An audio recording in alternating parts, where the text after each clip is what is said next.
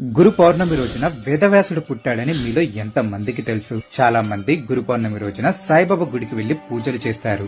కానీ అసలు గురు పౌర్ణిమ చరిత్ర ఏంటి, ఎందుకు జరుపుకోవాలి, ఇప్పుడు ఈ వీడియోలో తెలుసుకుందాం. ప్రతి సంవత్సరం ఆషాఢ శుద్ధ పౌర్ణమి రోజున మనం గురు పూర్ణిమను అత్యంత భక్తి శ్రద్ధలతో జరుపుకుంటాం. ఈ పవిత్ర దినం సమస్త లోకానికి జ్ఞానాన్ని పంచిన వ్యాస మహర్షి పుట్టినరోజు కావడంతో దీనిని వ్యాస పూర్ణిమ అని కూడా పిలుస్తారు. వ్యాసాయ విష్ణు రూపాయ వ్యాస రూపాయ విష్ణువే నమో వై బ్రహ్మనిదే వాసిష్ఠాయ నమో నమః అనే శ్లోకం వ్యాసుని గొప్పతనాన్ని, గురు పరంపరలో ఆయన స్థానాన్ని తెలియజేస్తుంది. గురు బ్రహ్మ గురు విష్ణు గురుదేవో మహేశ్వర గురు సాక్షాత్ పరబ్రహ్మ తస్మై శ్రీ గురవే నమః అంటే గురువును త్రిమూర్తి స్వరూపుడిగా భావిస్తారు.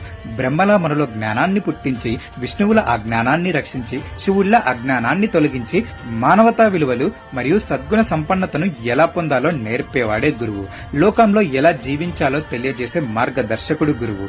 ఇక్కడ గురువులో గు అంటే అంధకారం, రు అంటే దానిని పారద్రోలేవాడు, అంటే అజ్ఞానమనే చీకటిని పారద్రోలి జ్ఞాన జ్యోతిని వెలిగించేవాడే గురువు. జ్ఞానాన్ని కోరుకునే వాళ్ళు ఈ రోజు తమ గురువులను, పెద్దలను గుర్తు చేసుకుని వాళ్లకు కృతజ్ఞతలు చెబుతారు. పుస్తకాల జ్ఞానం కాకుండా జీవిత సత్యాన్ని నేర్పే గురువులను ఈ రోజు దర్శించుకోవటం, వాళ్ళని స్మరించుకోవటం చాలా ముఖ్యమైనది. జ్ఞానాన్ని